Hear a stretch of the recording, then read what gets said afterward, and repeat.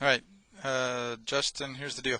Starting out today on the old gold there, you saw more of that left forearm, and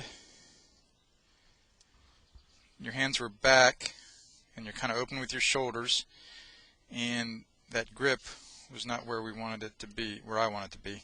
So the first thing I wanted you to notice was that when you get the grip on there, you're going to have a little kink in your left wrist. The shaft will be more through the middle of your left hand, and you'll see a lot more of the Velcro.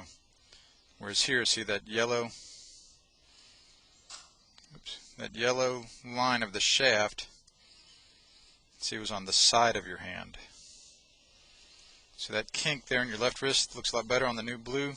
The shaft's more through the middle of your left hand, and you see a lot more of the Velcro. And that's a lot more what you would see when you look at the tour players' grips. Most, by and large nowadays, there's that kink in that left wrist.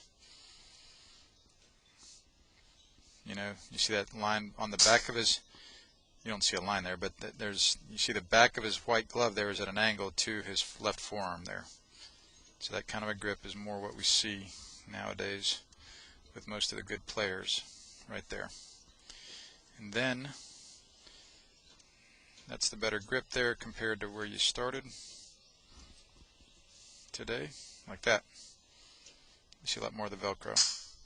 And then from there, after you hit about 15 or 20 balls getting used to that better grip, then I wanted to see you get your shoulders and hips more squared up to where you would just see one arm there, your right arm, instead of seeing that left forearm underneath there because your shoulders and your elbows were open. So that looks a lot better there, and then that'll make it easier to get it on plane because of those shoulders and hips being squared up better on the new blue over there. So that's good news there, buddy. And then also from here, you got your hands more ahead than where you started today. How the shaft is kind of more in line with your left arm. The grip's closer to the blue line than the head, whereas today the grip started farther away from the yellow line there. And there's your good grip. And the shoulders, again, are more squared up, more closed than what you started with today. And there again, so right when the club starts there, it starts on plane. Whereas when we started today, the club would tend to start above the line because your shoulders were open. So that's very nice there, man. And then as you work to get your shoulders and hips more closed and your hands ahead, you actually kind of leaned onto your left side a little too much. And then there, this one here is now when you got your weight evenly distributed between both feet. Right there. All right.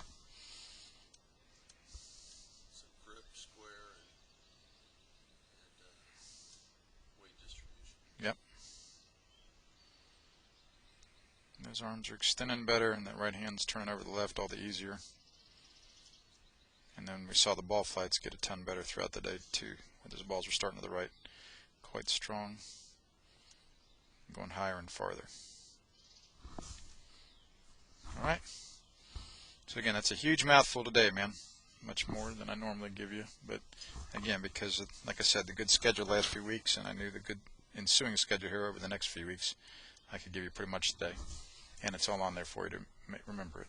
And remember, too, you came up with a little, or I helped you come up with a little routine so you don't, again, kind of get disorganized and, oops, I forgot something, you know. But it was something along the lines of get your grip, put your hands ahead, close your shoulders, and then kind of feel your weight, wasn't it?